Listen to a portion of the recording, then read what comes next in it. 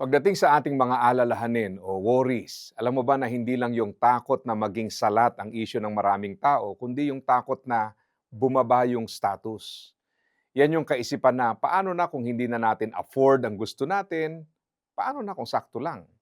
Diyan natin makikita na kadalasan ang ugat ng worries natin ay hindi sa kasapatan nagmumula kundi sa status. Marami ding indikasyon ito na ang source of security natin ay hindi na sa Panginoon kundi sa kasaganaan ng mga bagay na pansamantala. Mainam na sa ganyang kalagayan ay muling magsiyasat ng sarili dahil ang ganyang karanasan ay mahalagang indikasyon ng tuon ng ating pananampalataya at security. Hindi tayo pababayaan ng Diyos sa ating pangangailangan at mas madalas pa nga higit pa sa sapat.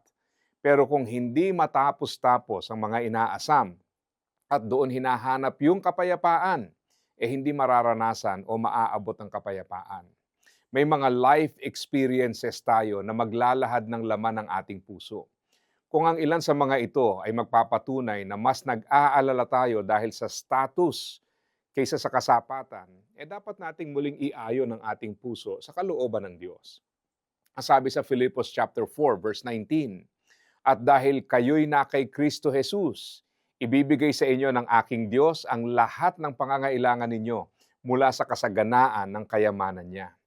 Ang tunay na kapayapaan ay sa kasapatan at katapatan ng Diyos nagmumula, at ang maling pag-aasam ay naglalayo sa atin sa kapayapaang dapat sana ay maranasan.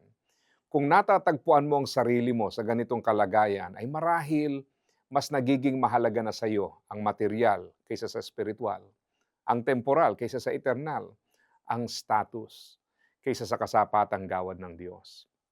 Mabuti ang Diyos at hindi natin dapat hayaang ang pangamba sa ating status ang bumulag sa katotohanan ito. Pero kung nararanasan mo ito, ay nais kitang ipanalangin. Manalangin tayo. Panginoon, nais ko pong idalangin sa inyo ang aming tagapakinig sa mga sandaling ito. Marahil po ay maraming pangamba, maraming paano na, anong gagawin, ano po ang sasapitin pagdating ng panahon. Dalangin ko po, Panginoon, na sa gitna ng kanyang mga pangamba ay maranasan ang inyong kasapatan at katapatan at hanapin niya sa inyo ang security, Panginoong Diyos.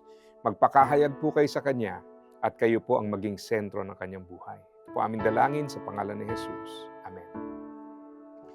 Laging mabuti ang Diyos at ang kasapatan niya ay laan para sa iyo. Ang pagtutuwid ng puso, pagtatama ng motibo at pagtalikod sa maling gawain ay mga hakbang upang ang pagkilos niya ay laging danasin. Huwag kang matakot sa status na maaaring mawala, sapagkat ang mga bagay at katayuang iyan ay hindi naman talaga dapat paglaanan ng tiwala.